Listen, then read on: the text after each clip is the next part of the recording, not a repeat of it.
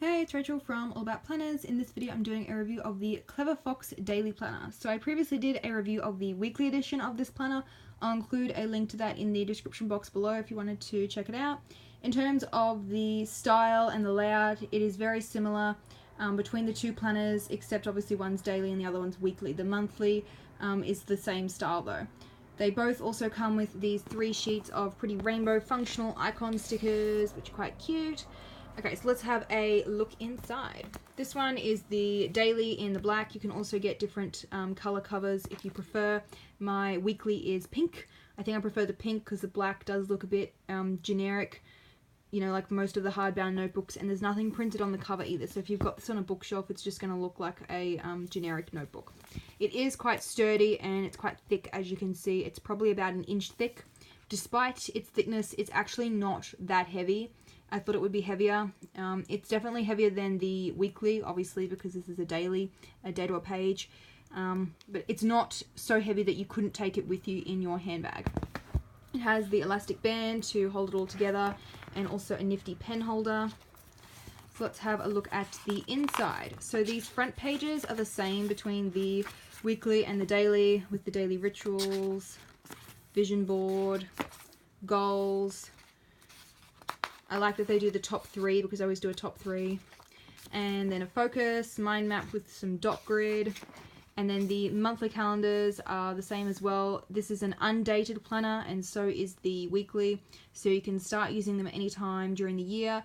If you're someone like me that does a 9 to 5 job during the week and then you really only have the weekends to do lots of stuff, then that's when I typically use a daily planner. So an undated option is really good for that because you're not wasting any pages, you just use it as you need it. The monthly calendar starts on a Sunday. It has this nifty sidebar, which is different to most of the planners that just have a generic notes one. This one has different categories, which I quite like the habits, skills to learn, things to avoid, and people to see, and places to go. It has a lined notes section, which they call goals, monthly wins, and then how to improve for next month. Very functional, simple calendar. The other thing that I like about these planners is that they include the months all clustered together at the front of the planner, and then it goes into the daily spreads at the back. There are no tabs because it is a hardbound planner, but you do get 3 built-in ribbon bookmarks if you wanted to keep your place that way, and they're different colors as well. So this is the daily section, but first, before each of the days, it has this weekly overview, which I quite like. The main goal, priorities, work to-do list, habit tracker, personal to-do list, and then this one, which is a life balance to-do list, something different. The habit tracker is a good idea, but this is quite small. So in terms of the size, it's only like 1.25 inches wide. The whole planner itself, I can't remember if I did the dimensions at the start of the video or not. It's about 5.75 inches wide by about 8.5 inches high. So not too bad, probably like around about A5 half-page size. Okay, so we've got the weekly overview, very functional, except that habit tracker should be a bit wider to write on. And then we go into the day to a page section.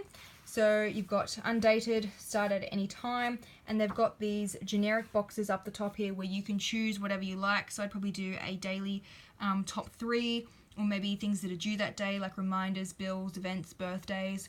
The shading of the boxes is quite dark, as you can see there, so you would probably need to use a white pen to be able to see it clearly.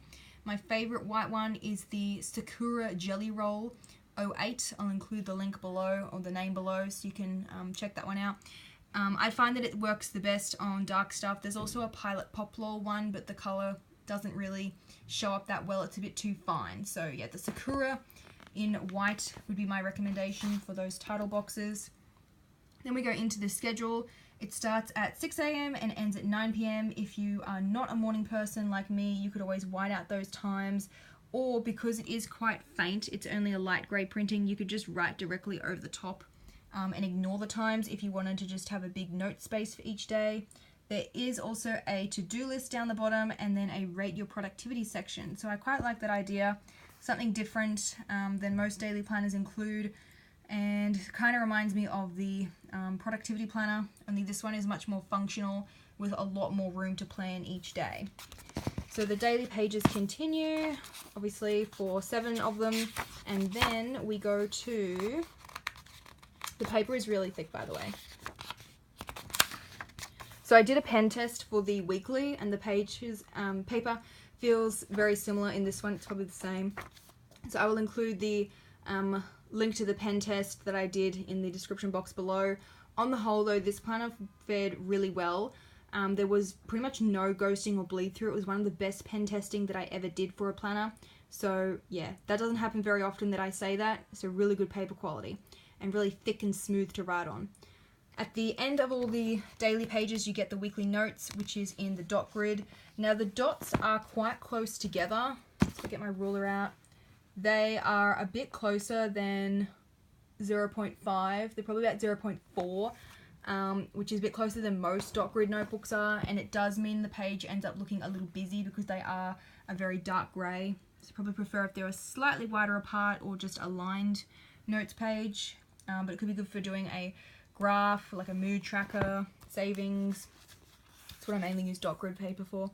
Then we go to the weekly review. You've got the this week's main goal, if you achieved your goal, weekly wins, and then some questions which are not like wishy-washy, they're actually decent questions, which is similar to ones that I do for my weekly review anyway. So yeah, I quite like these. There's nothing that's really useless in there. And you get lots of lined writing space as well. So if you have crooked writing like I do, definitely a massive pro. So after the weekly review, the weekly overview starts again, and then all the daily pages. And that continues throughout the whole planner. It does not include a year's worth of planning. I'll have to check if it's quarter or 6 month for each notebook. Because if it included a whole year, it would be super thick.